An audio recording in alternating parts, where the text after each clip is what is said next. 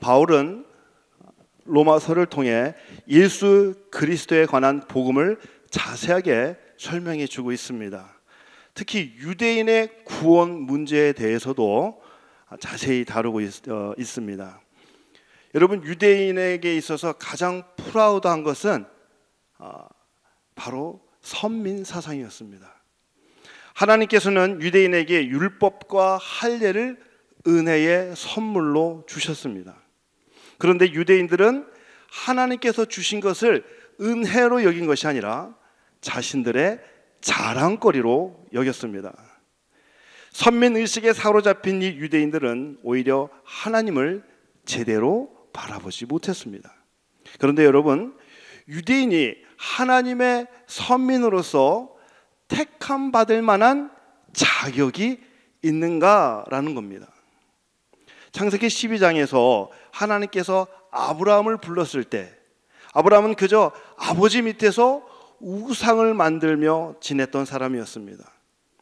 아브라함에게 어떠한 자격이 있어서 하나님이 갈대아 우르에서 불러주신 것이 아닙니다. 아브라함이 무슨 특별한 공로가 있어서 하나님께서 자손을 창대케 하리라 라는 약속을 주신 것이 아닙니다. 오직 하나님의 은혜로 아브라함이 택함을 받고 하나님의 부르심을 받은 겁니다. 마찬가지로 유대인이 하나님의 선택함을 입은 백성이 된 것은 어떤 자격이나 공로가 있어서가 아니라 전적인 하나님의 은혜였습니다. 그런데 이 유대인들은 율법과 할례를 손에 쥐고 하나님의 선민이라는 것에 대한 자긍심으로 가득 차 있었습니다. 그런 유대인을 향해서 바울은 너희들도 이방인들과 똑같다, 너희들도 죄인이다 라고 말하고 있습니다. 오늘 본문 바울이 질문을 하고 바울이 답하는 형식으로 구원 교리를 잘 설명해 주고 있습니다. 바울은 먼저 오늘 본문 3장 1절에서 이렇게 질문을 합니다. 그런즉 유대인의 나음이 무엇이며 할례의 유익이 무엇이냐? 2절에서 바울이 뭐라고 답합니까? 범사에 많으니 우선은 그들이 하나님의 말씀을 맡았음이니라. 여기서 맡았다라는 말은 위임을 받다, 믿고 맡기다라는 뜻을 가지고 있습니다. 하나님께서 유대인에게 말씀을 위탁하셨습니다. 말씀을 믿고 맡기셨습니다. 여러분, 하나님께서 모세를 통해 십계명을 주시고 율법을 주신 이유가 있습니다. 그것은 율법대로 삶을 살아내라는 것입니다. 로마서 2장 13절에서 바울은 이렇게 말합니다. 하나님 앞에서는 율법을 듣는 자가 의인이 아니요 오직 율법을 행하는 자라야 의롭다 하심을 얻는다 라고 말씀합니다. 여러분, 하나님께서는 오늘 우리에게도 하나님의 말씀을 맡기셨습니다. 하나님의 말씀을 우리에게 맡기신 이유는 하나님의 말씀대로 살라고, 하나님을 믿고, 하나님께서 우리를 믿고 그 하나님의 말씀을 맡겨주신 겁니다. 여러분, 하나님께서 이스라엘 백성에게 율법을 언제 주셨을까요? 출애굽한 후에 율법을 주셨습니다. 하나님께서는 애굽의 노예로 살던 이스라엘 백성을 구원해 주신 후에 하나님의 백성으로서 이제 앞으로 어떻게 살아가야 할지, 하나님의 백성답게 사는 법을 율법을 통해서 알려주셨습니다. 여러분, 우리에게 말씀을 맡기신 하나님, 그 하나님은 어떤 하나님일까요? 하나님은 신실하신 하나님이십니다. 3절에서 바울이 이런 질문을 합니다. 어떤 자들이 믿지 아니하였으면 어찌하리요? 그 믿지 아니함이 하나님의 믿부심을 패하겠느냐? 여기서 믿지 아니하였다라는 말은 신실하지 못하다라는 뜻입니다. 하나님께서는 즉 율법, 즉 하나님의 말씀을 통해서 하나님의 백성답게 살아가기를 원하셨습니다. 그런데 신실하지 못한 유대인들이 하나님의 말씀대로 살아내지 못합니다. 3절 보면 하나님의 미쁘심이라는 말이 나오는데요, 이 하나님의 미쁘심이라는 말은 하나님의 신실하심, 영어로는 faithfulness라는 말을 씁니다.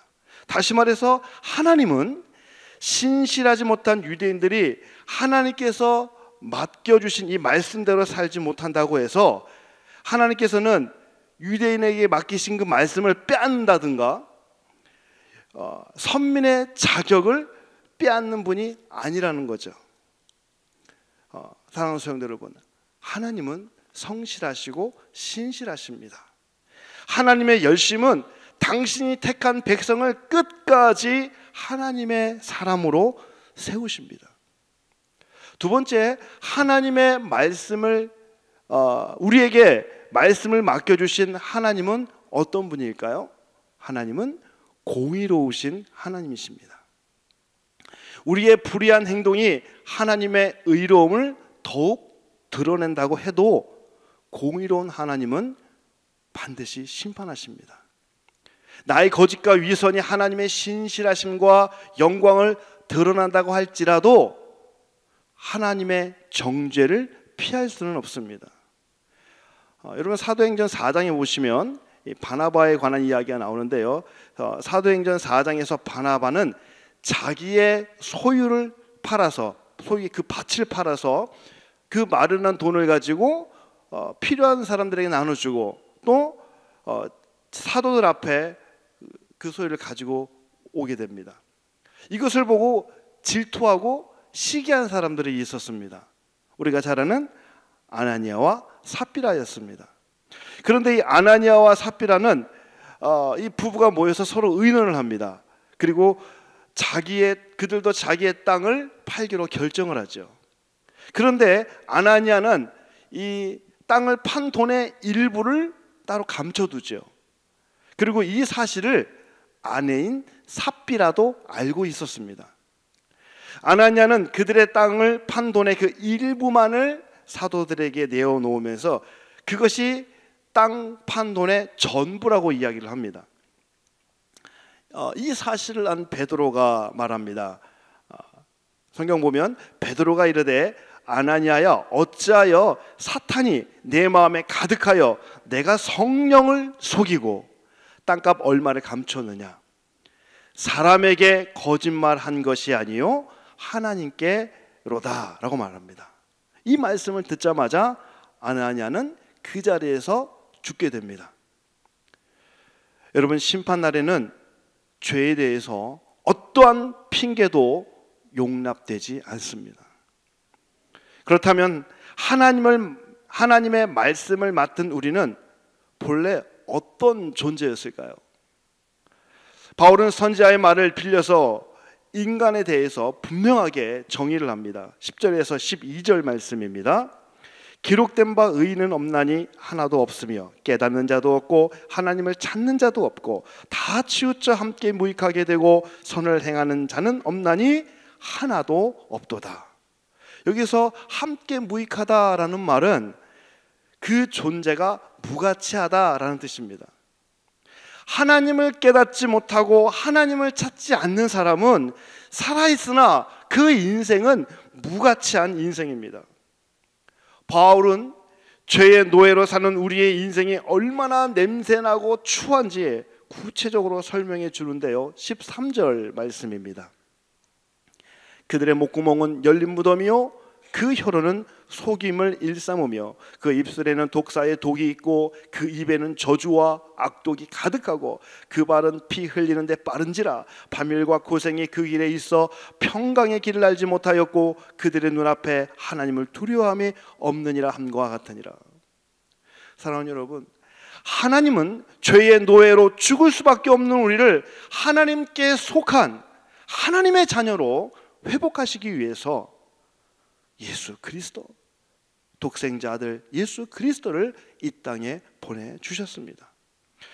그 예수 그리스도를 통해서 구원받지 않으면 우리는 그 누구도 스스로 구원을 이룰 수가 없습니다. 그 누구도 하나님의 의로운 자녀가 될 수 없습니다.